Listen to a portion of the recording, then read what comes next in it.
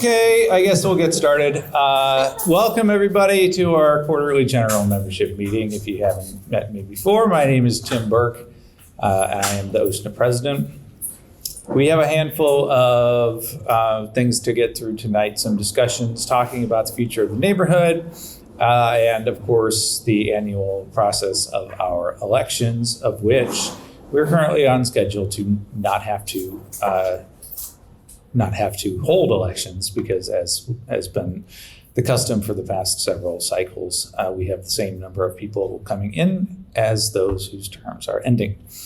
But the main presentation for tonight is from FDOT, who are here to and have put together a terrific presentation for us to talk about the future Department of Transportation plans and how they're going to affect our neighborhood. And so I will stop talking now and then invite them up to do their presentation. So thank you.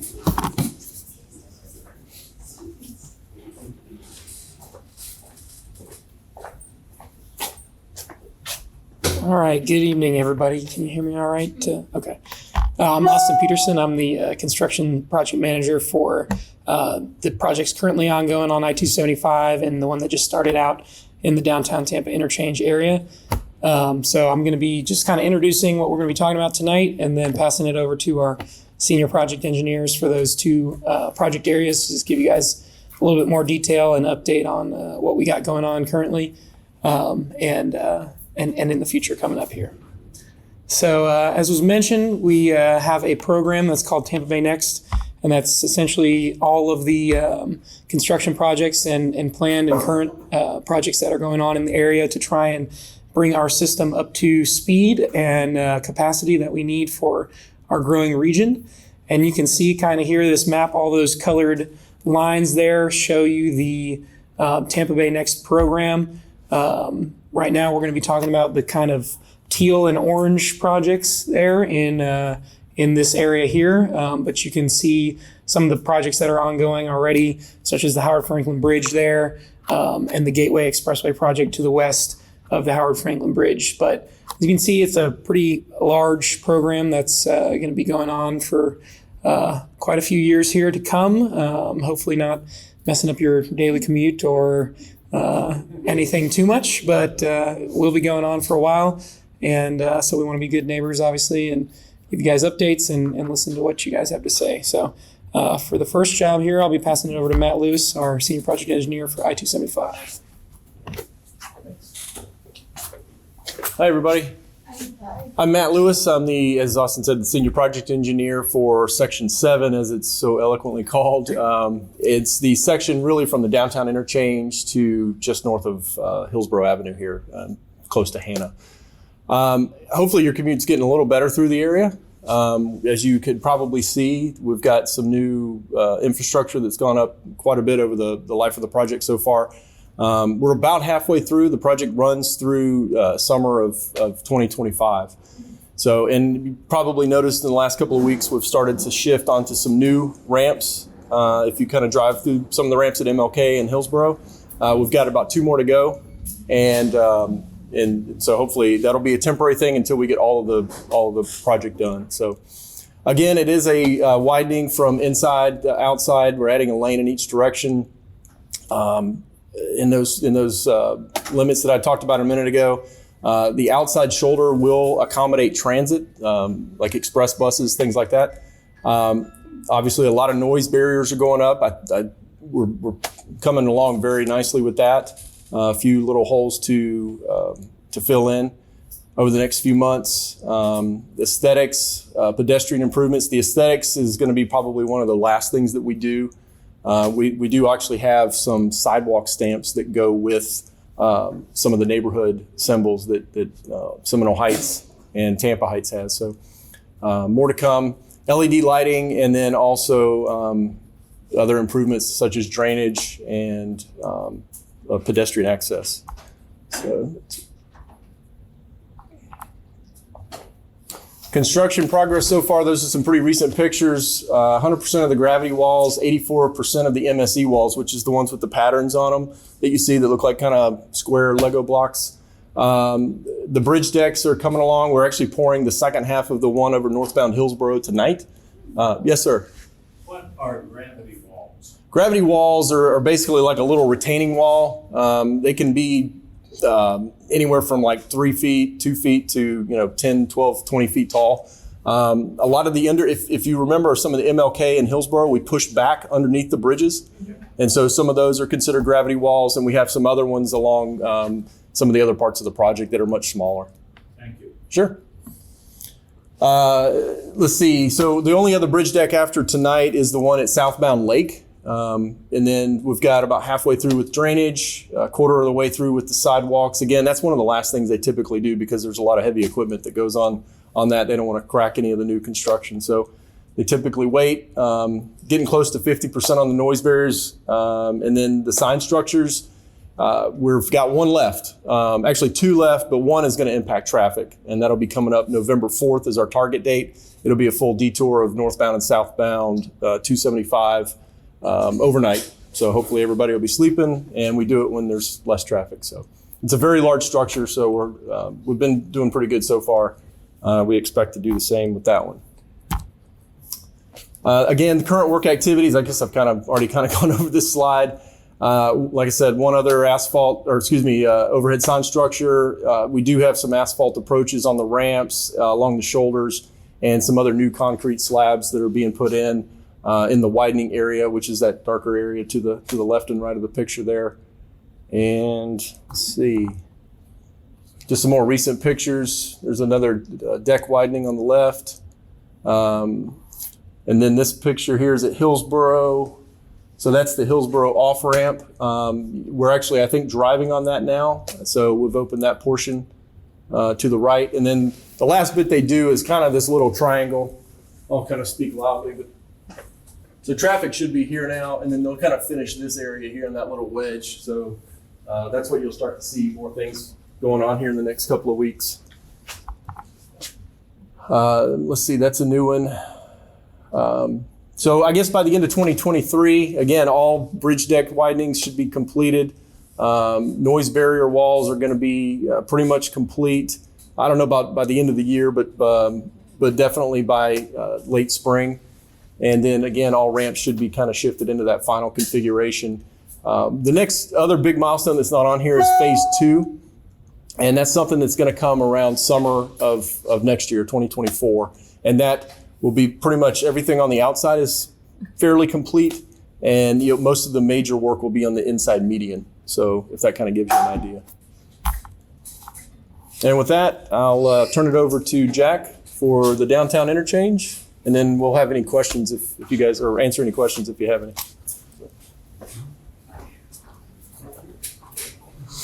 Good evening, everybody. So I'm here to talk about the DTI, as you might have guessed by the slide that's up on the screen. So my name is Jack Reichert. I'm the senior project engineer, kind of Matt's counterpart for the downtown interchange project. So we're a little bit different in that we're a design build project. What that means is when Matt's project was bid, it was the plans were already fully developed, and the contractor bid on the project to come build all already fully developed plans. Downtown interchange is a design build. What that means is when the DOT hires a contractor, they are kind of a joint venture with the designer. So that process is kind of ongoing simultaneously. We've got a lot of design that's still ongoing and plans are still being developed, but we do have some what I'll call early works, things that are going on. If you've driven around in the area, by and large, what we have going on thus far is on the surface streets. So there's not really a lot going on up top. But for the most part, we've got a big drainage, micro-tunneling operation and some pile driving going on the surface streets.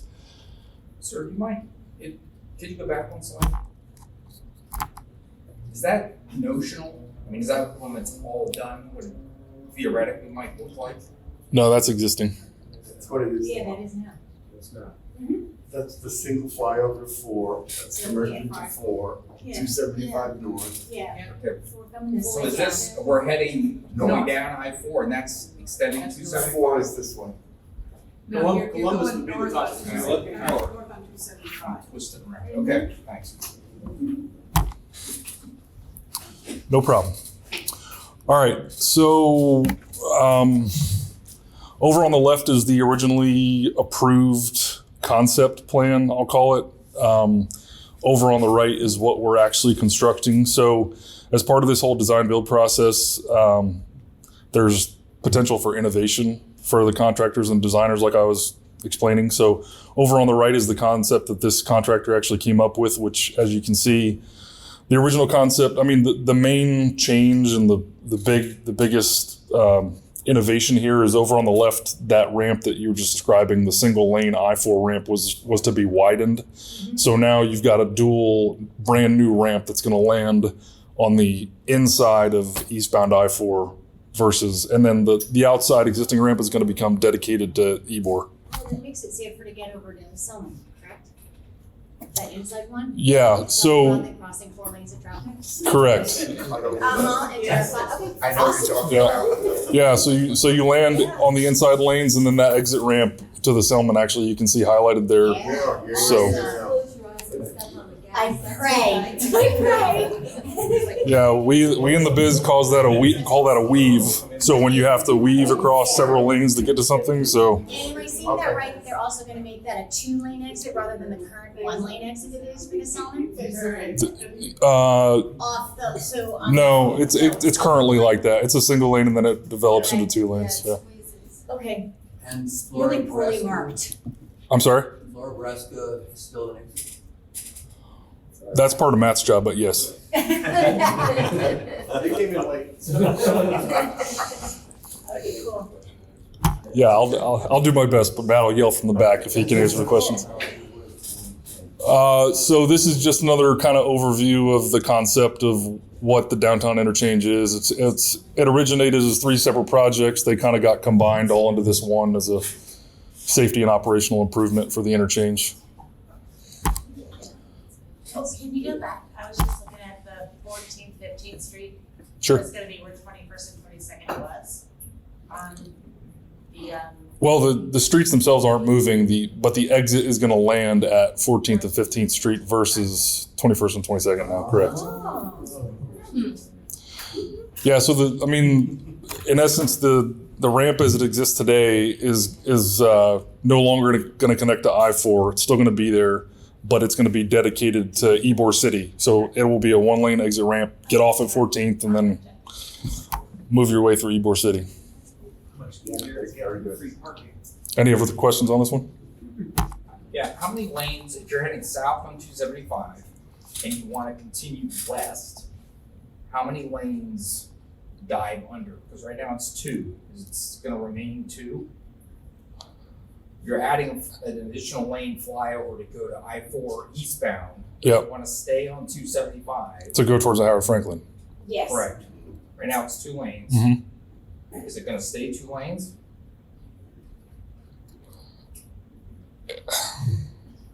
It's split. Where you dive under. Here's the lowest level.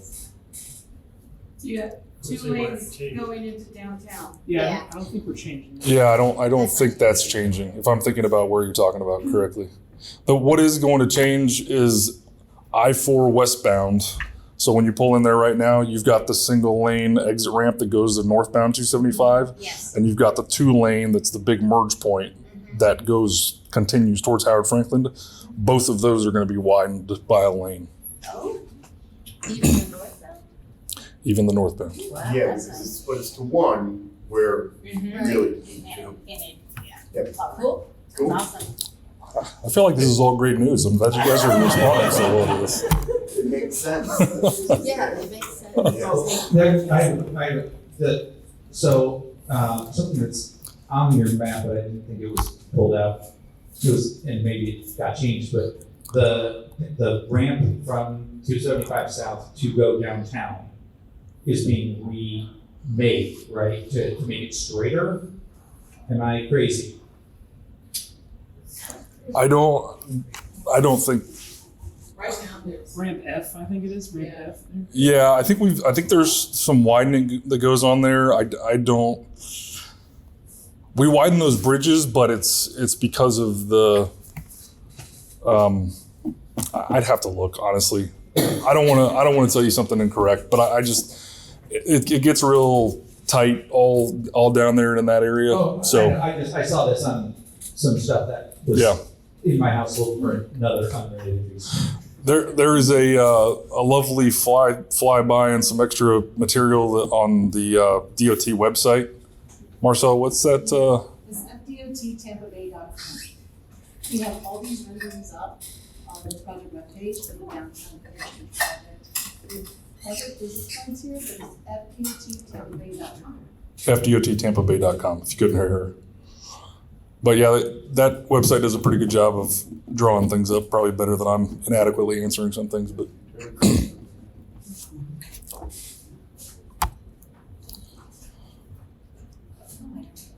so these are some surface street sidewalk and trail connections.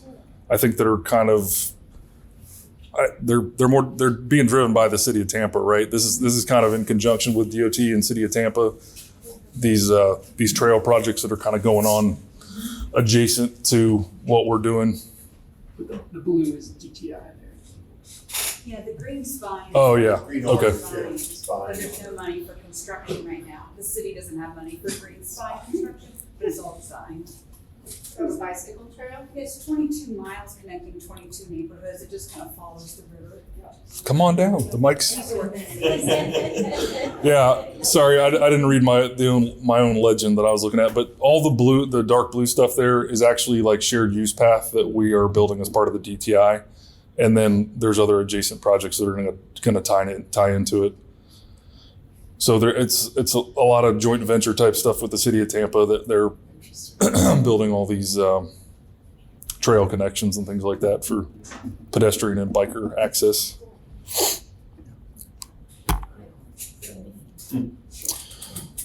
So as part of the community outreach for DTI, you can see these community spaces.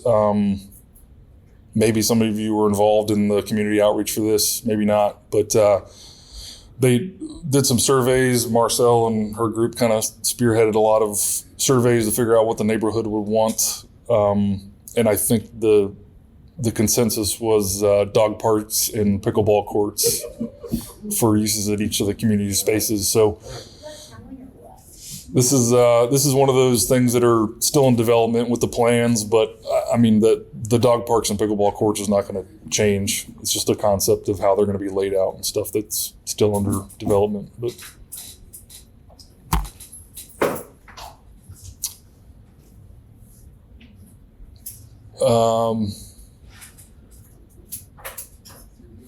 spaces we maintain. So I guess this is just kind of another more pretty graphical representation of what I was just showing, the dog parks and pickleball courts. That's evil.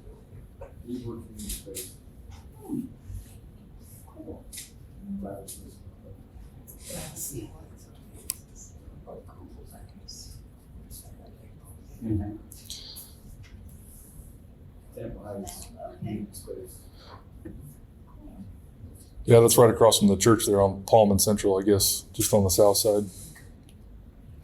So that's another spot that will become a pickleball court and dog parks.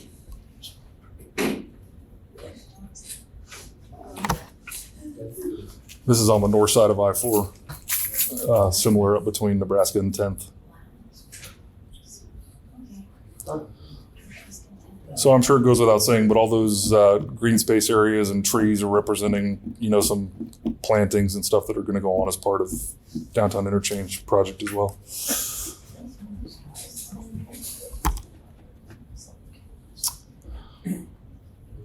So this is a layout of the micro tunneling that I was kind of describing earlier. This is actual work that we have going on. So over on the right is probably the easiest way to illustrate. This is all the stuff you see is underground. So the yellow nodes that are lettered, for lack of a better word, are deep shafts that go into the ground, and then the red dashed line is representing pipe. And microtunneling, basically, I don't know if Jack and Bohr is any more familiar to somebody who's not familiar with microtunneling, but it's a big piece of equipment that just pushes pipe underground, basically in lieu of having to excavate down 20 feet to install pipe like you normally would. This kind of digs a pit and then drives it from one pit to another to prevent. It's a little less invasive to the community. And anyway, that's big scope of work we got going on now.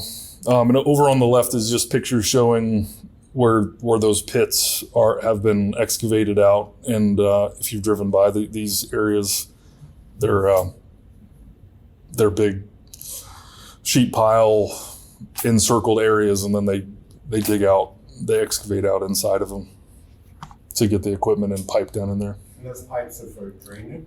Correct.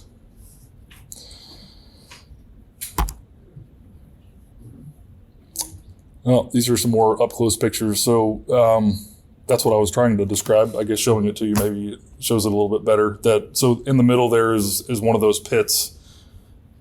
I guess those guys, there's a guy in the middle of the ladder on the left, if that gives you some scale of how deep these things are. I mean, they're pretty massive. And then they put a big piece of equipment down there and they stick 20 feet of 60-inch steel casing in at a time. Push it in, weld another one on, push it in. So it's a pretty big operation. Not like redoing your sprinklers at the house. Over here on the right, that's some pile driving. So this is the first bridge foundations that we have being installed on the project. Those are H-piles, steel H-piles. Most people, if you've driven the Howard Franklin recently, you see concrete piles. Those are somewhat more common in DOT world as far as deep foundation installation, but these are H-piles, which if you saw them from above, you can just see the cross section of them is shaped like an H. That's why they call them that. But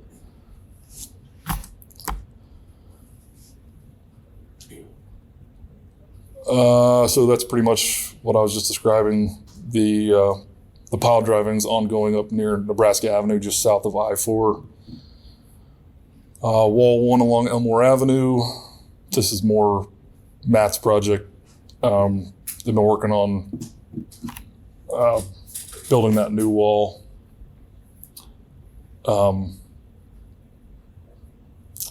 And I guess you're slated to be done with that spring 24. Correct. The wall and the noise wall on top. So that's going to be kind of in final configuration. If you drive down there now on Elmore, it's pretty clear where the junction point of his job in downtown interchange is, because where that wall terminates is where ours starts, which is going to happen sometime later in the year in 24 probably. We'll get some construction going on that.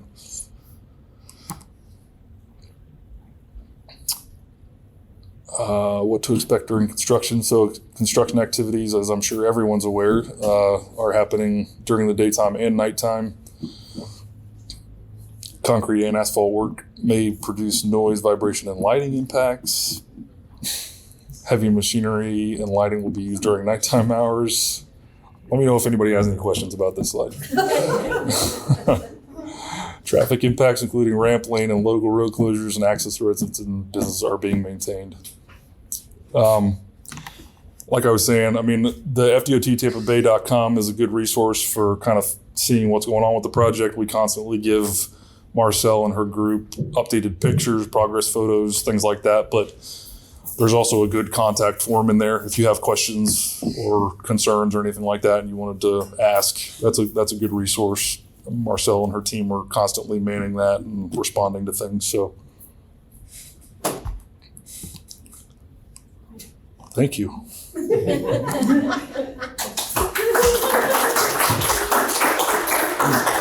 Anybody have any other questions before we sit down? Go ahead.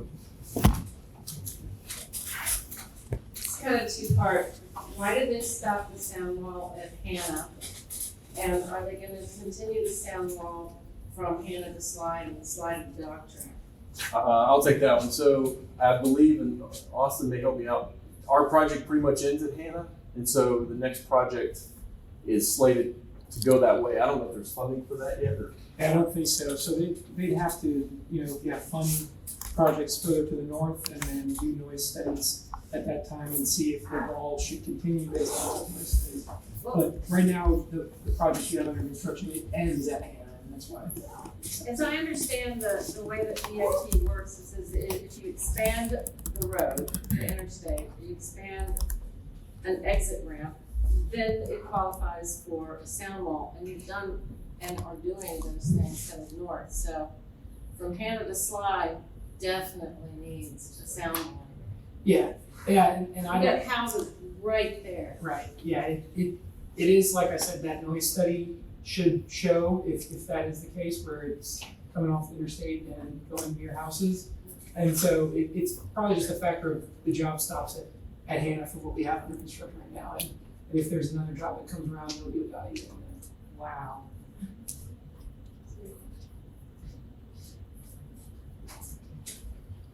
Any other questions? Since we're talking about the sound walls, did they ever sort out the, She doesn't have a question, she's got them. Don't finish that. Go ahead, Tim. So I live on Paris, which is right on the highway, and so when I saw them build the sound wall, I was like, yes. I don't feel any perceivable change in the noise.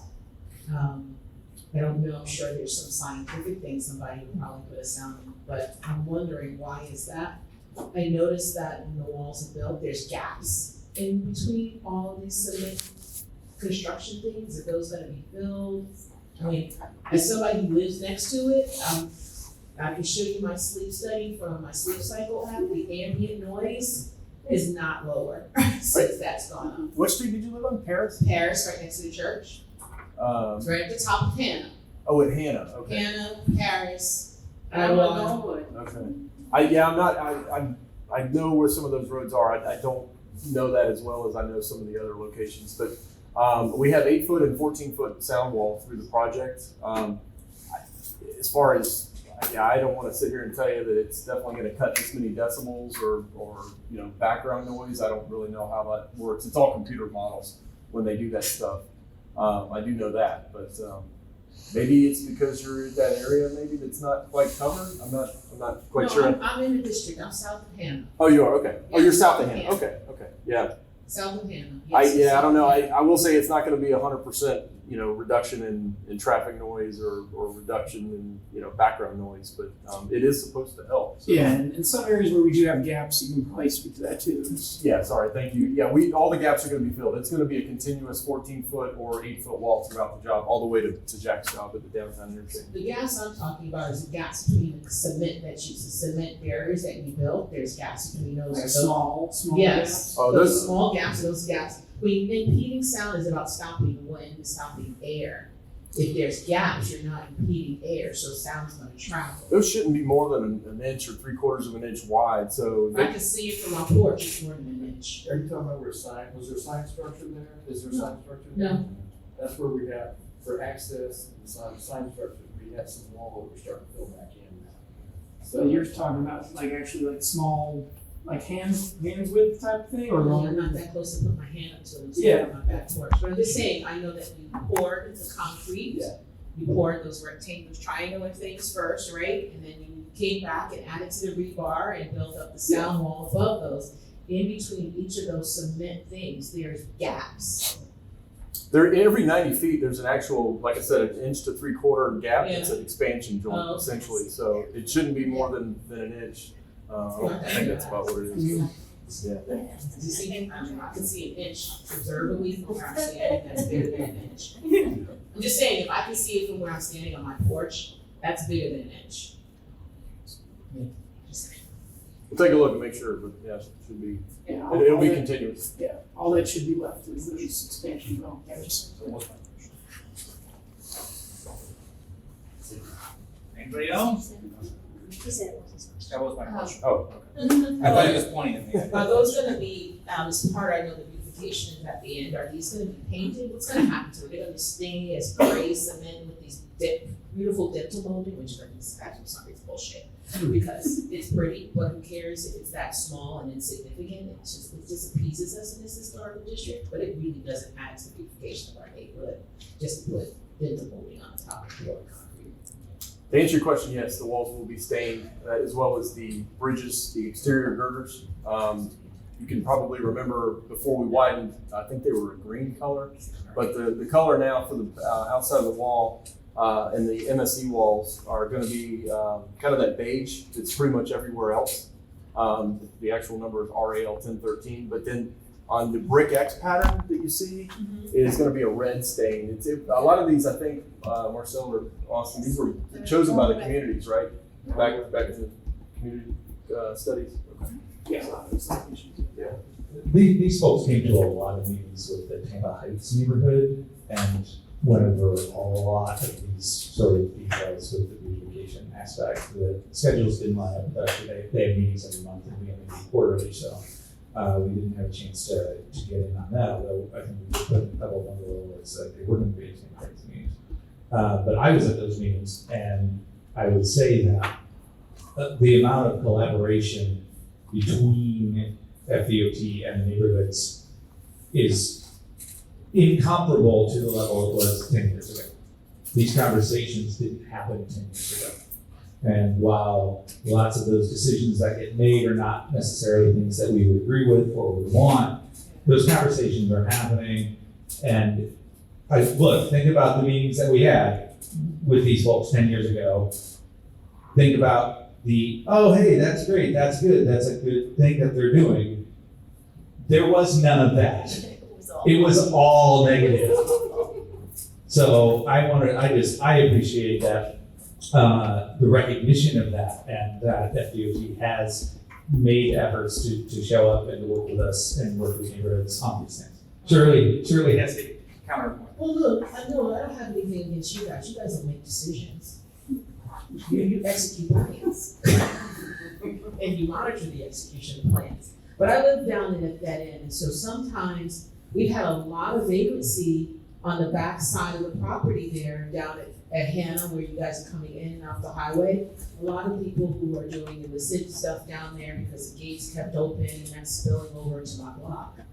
My neighbors had it's just kind of like, for a while, the stuff that was back there was just kind of the gates and stuff, people just using the space to hang out back there. And I don't know if you send anybody back there, if you have police go back there. Our contractor requested some increased police presence because our field offices are in your neighborhood, and we got a stray bullet the other day, just in the middle of the day in one of their workers' trucks. So yeah, I mean, I'm not even trying to compare us to what you guys are dealing with in your neighborhood, but you know, that particular issue you bring up is very evident, and you know, I know Marcel works very hard with the city of Tampa.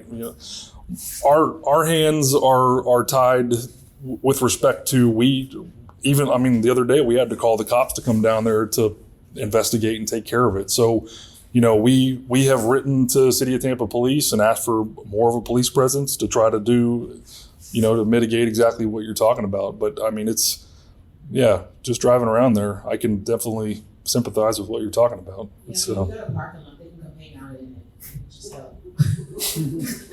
We do try to, at least in the Section 7 area, even up near your neighborhood, I mean, we do try to drive around and be diligent about looking for things and making sure gates are closed if we can. It's hard to be 100%, but we do try our best and make sure the contractor does that. But it's definitely something we try to keep an eye on.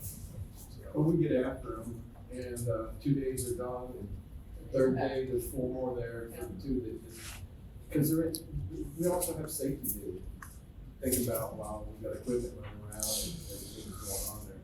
And police are helping us, but I don't have to tell you about homeless population in this area. Well, it's not only this area, we've got them all over, I live in Pinellas County. We've got them all over Pinellas County too. It's just a bad thing right now. I don't know if it's driving it, but we're trying to be good neighbors to them, trying to find a change, and we just have to keep after them and keep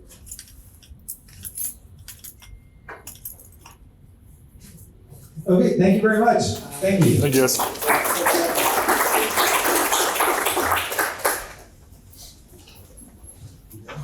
Okay, so our membership list has arrived.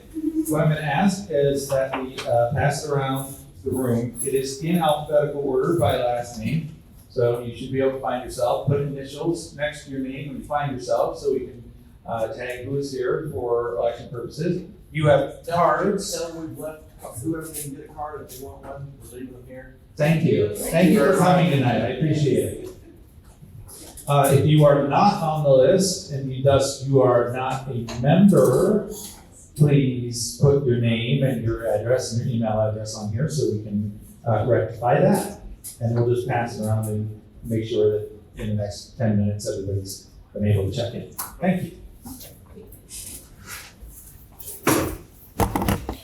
Moving on with our presentation. Yeah, just this, I want to find something on here. So this, yeah. So this dry pond right here, just that discussion of that, yeah, don't bring it up, right? This was a like multi-week back and forth about this dry pond and the necessity for it. Part of which was because many people in that neighborhood didn't understand why it was necessary for drainage purposes and what it was going to be like when it wasn't full of water, which ideally it's not going to be full of water. That's why it's called a dry pond. So lots of this stuff has been happening in other neighborhoods, and again, their involvement and listening to us has been considerably more than I think we've ever seen. So now I bring up our home tour chair, Maureen O'Brien, to discuss where we are with the home tour. Happy Tuesday. Do I need a microphone? I tend to echo when I use the microphone. Can everybody hear me? Yes. We can hear you. All right. I get too close and I try to eat it and it's fuzzy and it's just terrible. So as you can see, It's gonna fall. I'm sorry. That's why I gave you the mic.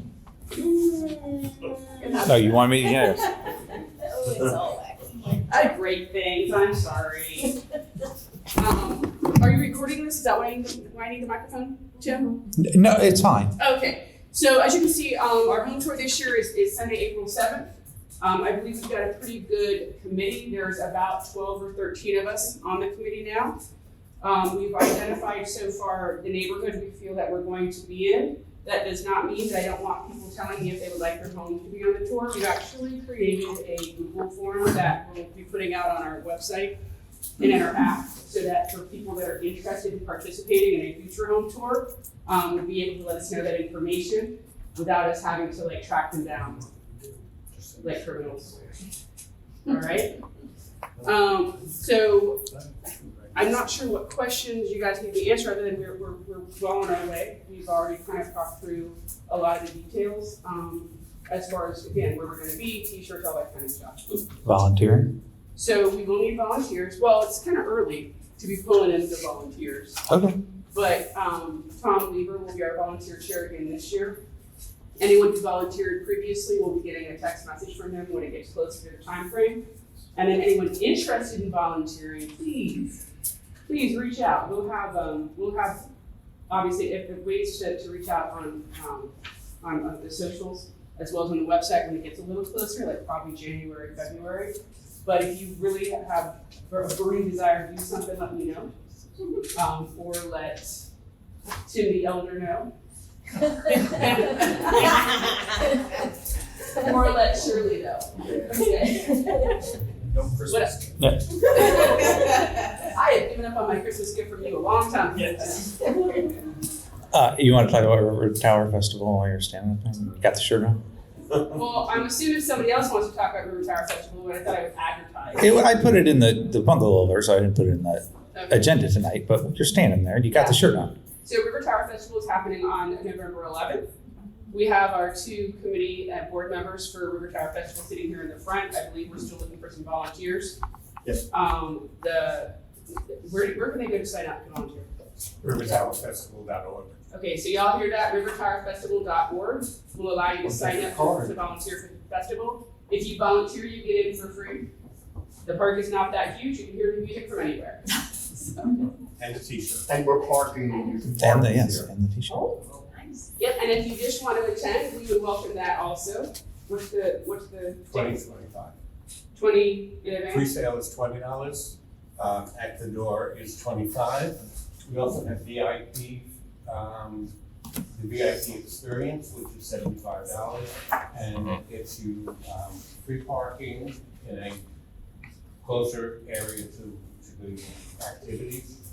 Gets you into the VIP tent. You get a T-shirt, a poster, a rum cocktail, and 3 jerky chickens.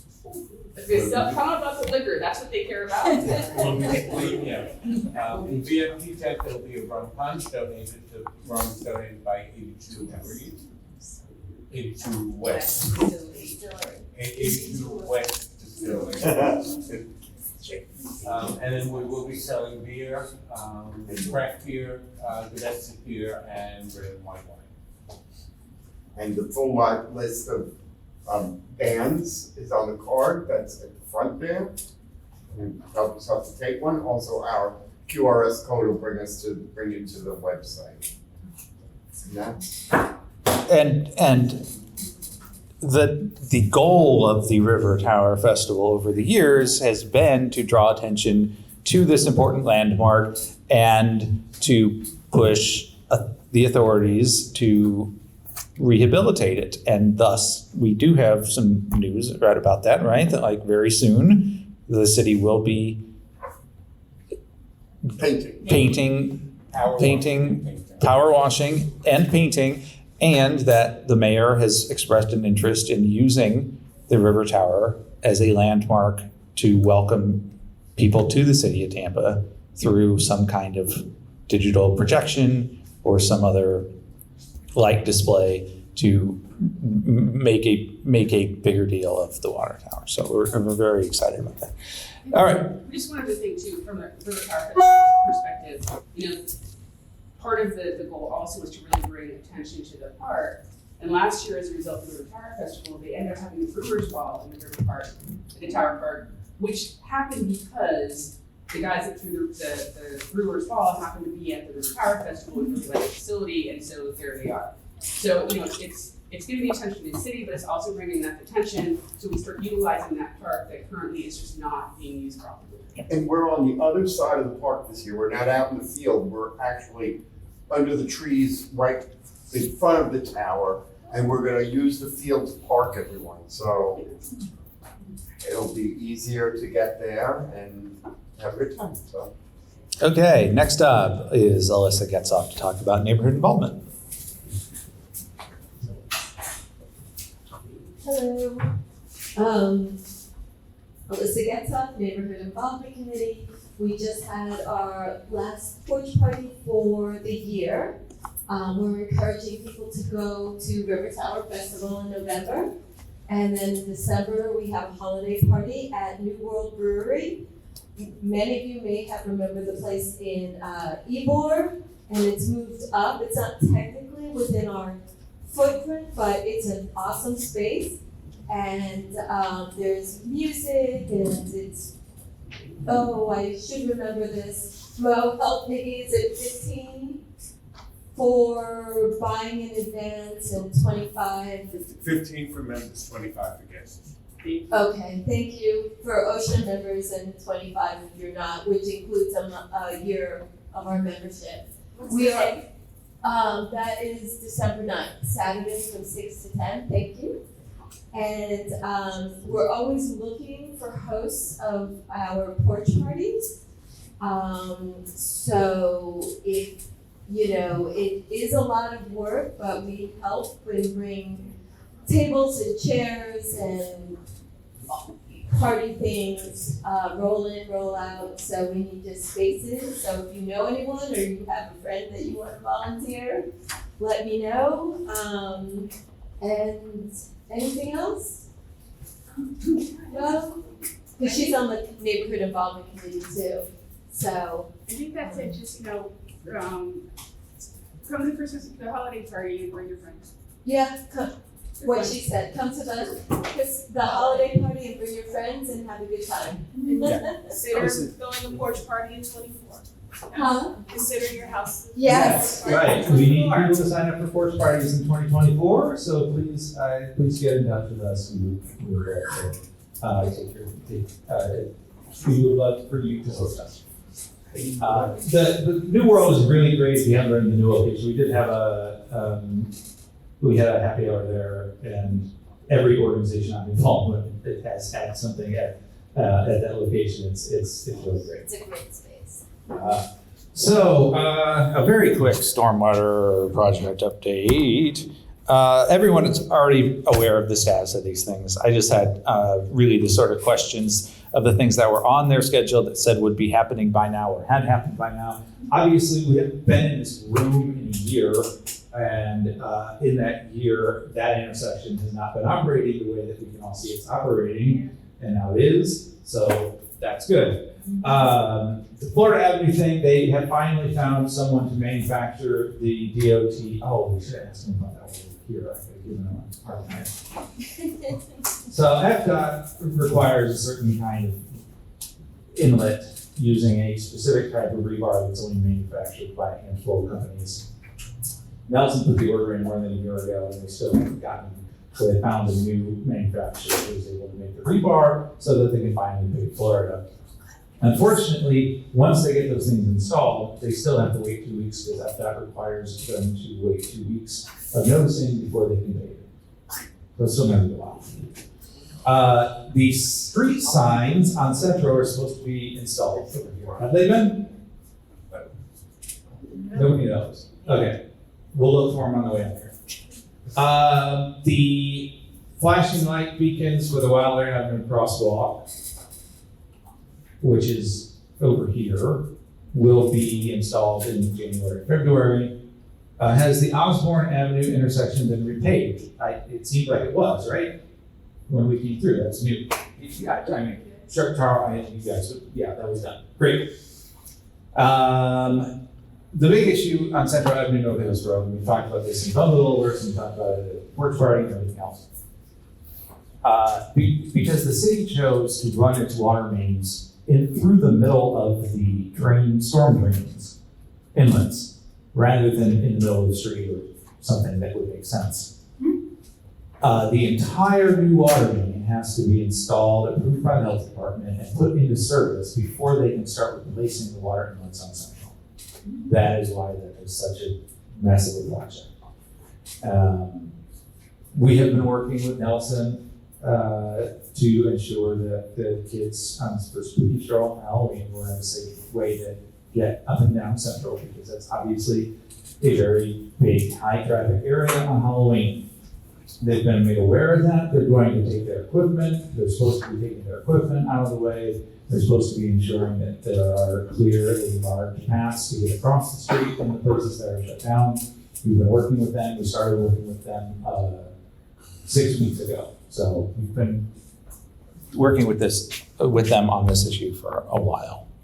If there is anything that you are noticing, and again, much of this work has moved out of our neighborhood, but some of it is still here. But please get in touch with me. I still have lunch with them every single month where we talk about these issues and figure out what we can do to resolve them. Alyssa. Have you gone east or west at Hannah and Central? Yes. Yes. Have you noticed that your car bottoms out in both directions? Yep. It's bad. No. Going At the intersection where the Yes, east, going west, towards on Hannah. Florida on Central, right by the school, there's a dip that If you make the light, like, because I haven't noticed it every time, because sometimes I have to stop at the red light. right. But if I make the light, then if I'm going 20, 30 miles an hour, my car Right. bottoms out. They're not done with the intersection. Yeah, yet. okay, it only looks done. but they're not done. Right, so you can see the part that's going to be covered up because it's poured concrete rather than asphalt. That's Okay. where the dip is, right? That's, Yes. yeah. I would, along Alyssa's point, I would definitely bring that up to They could them. put a temporary Yeah, they ought to put a sign A up. sign. bump or dip sign. I think what they did was they lowered to collect the water at that intersection. Yeah. And I think that they've made a lot of other mistakes. I think that they are too low at this point. You may be right, when they put in a layer of asphalt, maybe they'll even it out. Because But what we were told was that when they pave central, the final layer, it will go all the way up. And it will be covering that entire intersection. Okay. So they say. We'll see. Because I've noticed that too, but I also, like, it's To me, it's a clearly unfinished intersection because there's that strip of concrete there. Built. In spite of prior complaints, I haven't noticed any change in the speed of construction equipment on Branch Avenue. And again, on my block, there's 6 small children. They're still going too fast? Yep. Oh, yeah. All right, I will bring that up. Well, are we airing grievances? yes, please. I'm not accustomed to working from home, but recently I have been working from home, and I'm at Branch in Comanche. So I'm on, the west side of Branch, just this one house north of Comanche. And I heard a Nelson construction vehicle, using expletives and just cursing out, I don't know who it was. They were just trying to go through Beth Blanche. It was yesterday morning, and it interrupted my Teams call. It was so loud. I was like, geez, he's really angry. So I don't know what the real issue was. I don't know if it was an Amazon truck, a USPS truck, or a personal vehicle, but it was the Nelson vehicle. Are you sure it wasn't my husband? I was just like, I've never seen it before, and I've been working from home now for 3 months. Yeah, huh, oh, that's interesting. Sorry, 2 months. I've been working. But that's not, yeah, those things should have been dealt with a long time ago, but we also, we have a new guy. Will Stock is gone and Josh is in his place. Josh is from here in Tampa, and we'll hopefully have some new insights on getting those things organized. Okay, so the next thing that we have here is, I'm not going to go through all of this, but what we've been working with as a neighborhood and with THAN is issues with design exceptions, and working with the city on trying to come up with a new strategy for how we deal with them. And so the goal of this is to establish what falls underneath this category of design exception. And here you have a list of the types of design exceptions and what kinds they are, and whether they get noticed. It is the position of THAN, and it is the position of this neighborhood, that all design exceptions should be noticed, and that the same noticing process and good neighbor notices that we get for variances and things that go before the Architectural Review Board and rezonings should apply to design exceptions, and that the neighborhood should be informed about these as well, for 2 reasons. One, many of these design exceptions are things that are that impact neighbors, even though they're not supposed to. They are. And 2, and perhaps more concerning, is that design exceptions are being awarded for things that do not fall under the official categories of design exceptions. And things that should be variances are being awarded as design exceptions. And additionally, things that would be design exceptions in other neighborhoods, but not in ours, because Seminole Heights has its own form-based overlay code. These things our form-based code is being ignored because developers are filing for design exceptions. And the first question on the permit is this in an overlay zone? And if they don't check that box, people in the planning department they take their word for it. And so we have many, many instances of things being constructed in our neighborhood that are being granted design exceptions when they would otherwise need to be a variance, which goes before citizen board and eventually city council. And instead, city staff are just signing off on it. You may have seen these things in homes around you. And you might ask, how is that possible? And this is how. So we're pushing very hard to reduce the number of things that fall under the design exception and to require noticing for all design exceptions. So these are the current standards for the qualified design exception. One, where you see it doesn't interfere with the rights of others, nor is injurious to public health, and is of reasonable use. Design exception twos tend to, I think, deal with trees. And so staff suggestion is to change setbacks to administrative exceptions. Setback reductions have the same standards. The problem is that these setbacks are contingent. The idea of changing a setback is contingent on the city knowing what the build-to line is. The city has established over and over again that it does not know what the proper build-to lines are and that they take the developer's word for it when they file the permit applications. The reason for this is because the developers are allowed to hire their own inspectors. Hey, Tim, Yes. can you go back one slide?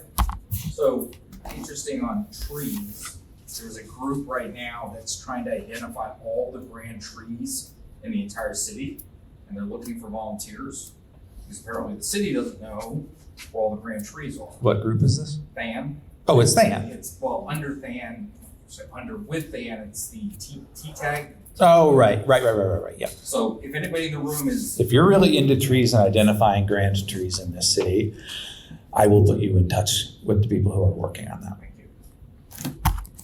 Thank you for bringing that up. There's a lot of THAN. THAN is incredibly busy. They get a lot of things done. I could not possibly pipe all of the things that they're working on.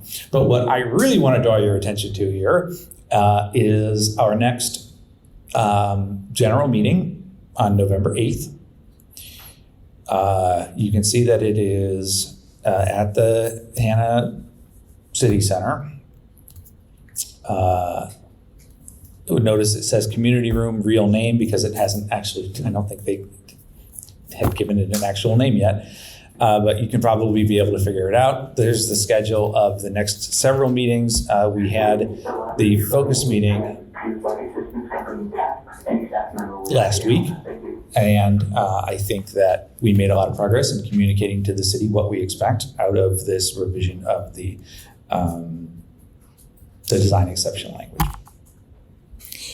Okay, public safety, and this is a more broad issue, and we're not going to make any sort of decisions on this, but what I have here illustrated is an alley in our neighborhood that is an area of consistent issues. We talked about it at the last quarterly meeting.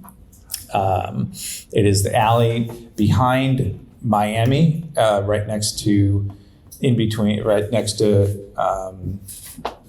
Miami and Nebraska. This alley is a real issue for public safety, and the TPD has not increased any level of enforcement. It is possible that the only way to secure this alley and prevent it from being used repeatedly for crimes is to close the alley and to reclaim it. It's been the position of the neighborhood and generally of THAN and other advocates for neighbors that we don't promote and support closing alleys. Alleys are there's a lot of reasons for opposing closing alleys. One of them is that alleys are how we promote use, access to, and the construction of accessory dwellings. Alleys are also the ideal way that we deal with refuse. That's how they do it in South Tampa. The alleys have a lot of reasons for us to support them being and continuing to be public property rather than being reclaimed However, in circumstances like this, when the city is not taking, I mean, it is unpaved. It's just, it's bad. It's really, really rough. And we have another alley that's in the same condition, off of, behind the Papa John's. We don't want to, would it be something, would there be large scale opposition amongst neighbors if we were to advocate closing what we might call problem alleys? So what does that mean when you close or reclaim a problem alley? What does that mean? The city no longer owns it. The property lines, the people on each side of the alley, their properties meet in the middle. And there they can then, and so the people who live at the end of the street can then build a fence that closes the alley off. So I guess, I mean, a lot of, you already mentioned this, right? It's access to accessory dwellings. A lot of folks, and I don't know this particular alley, I've not been up and down it, right? So a lot of folks do access their garages and such from behind their houses, not necessarily from in front of their houses. I don't know. I mean, I don't have any skin in it. I don't live on that alley. I wish that that Beth were here to explain to you the deeper detail of the issues that they have with this alley and how long that they've been trying to increase enforcement. And it's a serious, it's a health and safety issue. It's a quality of life issue. And it's something that we've asked the city for help with. The city is not helping us with. How do the people on the street that live there? They are every single person I've talked to who lives on that street is an advocate for closing the alley. Now, I haven't talked to any of the businesses that are in Nebraska and what they think about it. But it's, we have these fights every so often when one neighbor on the street wants to close the alley and the other neighbors don't, and we tend to say, look, our general position is we don't support closing alleys. This is because once an alley closes, we're never getting it back, and you're never going to be able to build new housing units back there that are accessible and have parking through the alley. It means we have more parking in front of houses. It means we have more parking on the street in front of houses. We don't want that, but yeah. And there's no utilities? Like, I know our power is through the alley. Well, this is one of the utilities have their own access no matter what. It's like, I have utilities going through the side of our yard back to my office. Okay. That's private property. They don't, yeah, we have an alley, but what I'm saying is that our utilities go through our yard. So it would be the same as them going through your yard now. Well, but the pole is in the alley. Right. And they come up, the drop is off the alley. And so, yeah, and the pole is in our yard and it goes into my office through my yard. See what I'm saying? So instead of it being in the alley, that would become your yard. Okay. Yes. Can somebody just file a petition and pay the money and do the vacate? I do a vacated my alley years ago. Well, they want to make sure that we as a neighborhood aren't going to say we oppose this, because typically we do. And is this an instance where if we have neighbors who can demonstrate a legitimate reason to do this, that we would not oppose it? So in the past, when we've had a situation like this, where every single, and it's not our responsibility as a volunteer group, if whoever is the petitioner has demonstrated that every person on that little segment agrees that it's in their best interest to close the alley, even if OSHA then went to that meeting and said, we oppose as the association, my understanding is city council is gonna look at the neighbors with higher precedence. So Right. you could stand there and say, we don't agree, and they would still vote. But the reality is that in most of these instances, it's one or two neighbors who show up. And so, Right. yeah. And if one or two people oppose, then if one or two people oppose, in my opinion, and what the OSHA's position has been in the past is, we oppose the closure. Yeah. And what we have found in the past is typically what happens is somebody petitions, they say they talk to all the neighbors, and in fact, there's one or two people who say, no, my water softener, as an example, that really did happen, is serviced through the alley once every 6 months.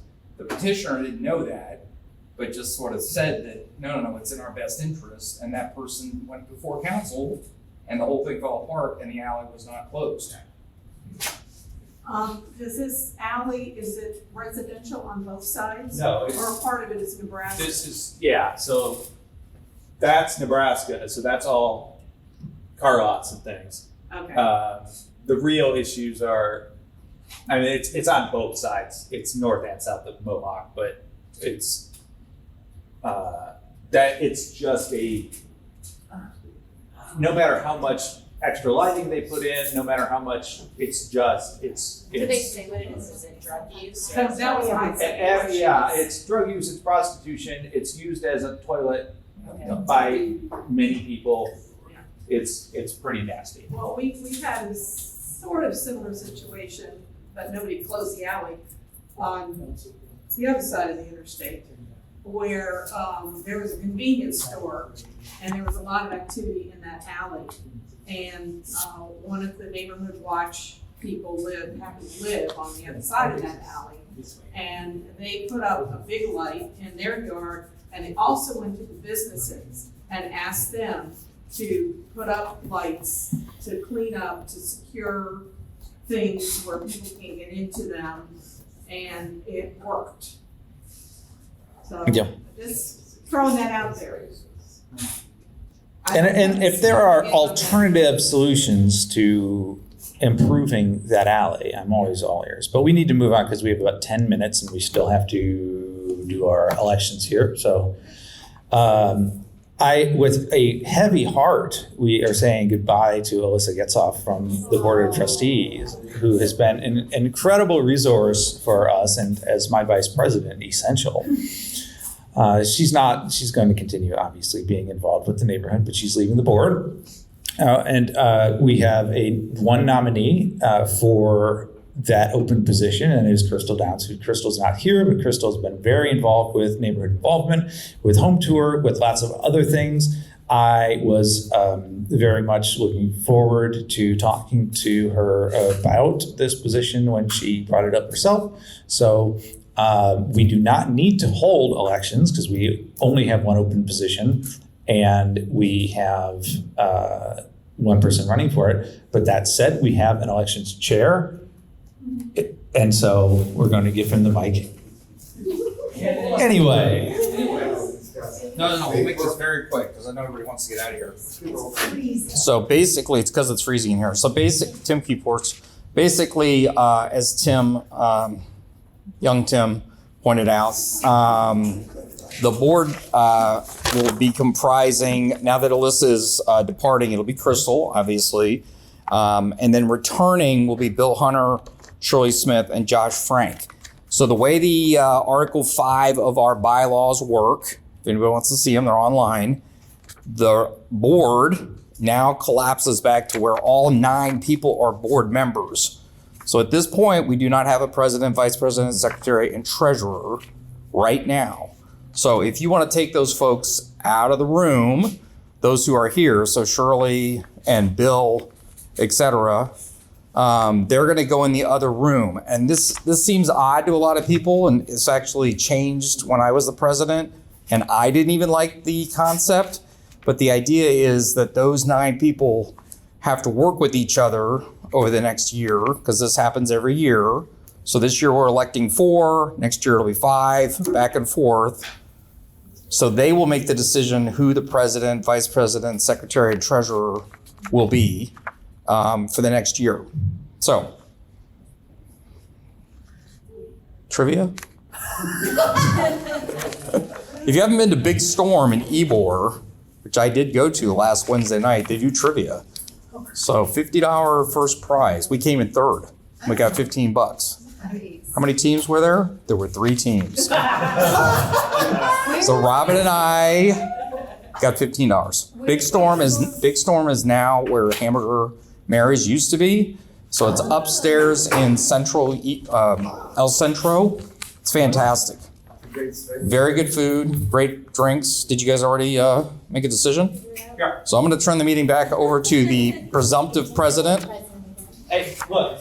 Okay, unlike other certain elected bodies, we were able to choose our leader with one vote. Congratulations. So I've been asked to continue on as OSHA president, and I will. Maureen O'Brien will be taking over as vice president. Promise me drinks. And Bill and Jeffrey will be continuing on in their roles of secretary and treasurer, for which I am incredibly grateful because both of them put an incredible amount of work into keeping this organization afloat. And I'm really grateful for that. Thank you, Tim Keyforce, for answering the call of being our elections chair. And I will tell Stephanie Pointer that you now have experience and can serve in that same role for Than. Absolutely. Questions and concerns? Otherwise, about the neighborhood, we've already discussed most of them. But please. So how many of you all know what Than is? About half. So above all the neighborhood associations, of which there are 86, I think. There are so many neighborhood associations. There's neighborhoods I didn't know existed. I was driving through and saw one the other day, and I said, I have never even heard of this one. Yeah, a lot of them are inactive. We are blessed to probably have one of the most active neighborhood associations in the city. There are others, Bayshore Beautiful, Historic High Park, others that are also equally as active. But Than sits above us, and they're a very small group. Stephanie Pointer is the president, Carol Ann Bennett is the vice president. I can't remember the rest of the board members, but they are amazing, outsized work. And literally the mayor sort of quakes in her boots. Believe it or not, when Than speaks. That's not the way it used to be 4 or 5 years ago. I went to a Than meeting, it was so bad I quit and I left. It was literally that bad. Stephanie is the one who basically said the millage rate increase that city council voted against, there was not enough transparency, and they're still trying to figure it out. So, you know, that 1% property tax that we're all gonna be paying, the downside is we're not gonna get the stuff that a 1% property tax potentially would have brought to us. The point of this story is, if you really wanna get involved above the next level above OSHA, which again is fantastic, good job, Tim. Than is open to you. So if you really want to go to a lot of city council meetings, have a huge voice, all of the city council members know the Than members. It's a very important group. And there's only about 6 of them right now. And Than has no membership fee. So we got voted to get rid of our membership fees. So you can be a part of Than without paying any membership fees and be a part of this. I will note also Stephanie Pointer was the nominee to the city's citizen budget committee of the former vice president of OSHNA, who is now on city council, and who would have loved to have been here tonight, but she's on her way to a CRA, the Florida State CRA convention in Jacksonville. So she'll be out of town for a week, which means I don't have a car for a week. And I know, well, yes, I have yeah, but don't, if you drive past the house and you notice that the carport is empty for a week, it didn't disappear. No, Lynn's just out of town. So, but she sends her regrets. Any other questions, issues, whatever? Otherwise, they're going to start coming around and tell us to leave. So, thank you very much, everybody. I will see you. At either the River Tower Festival or hopefully at the holiday party.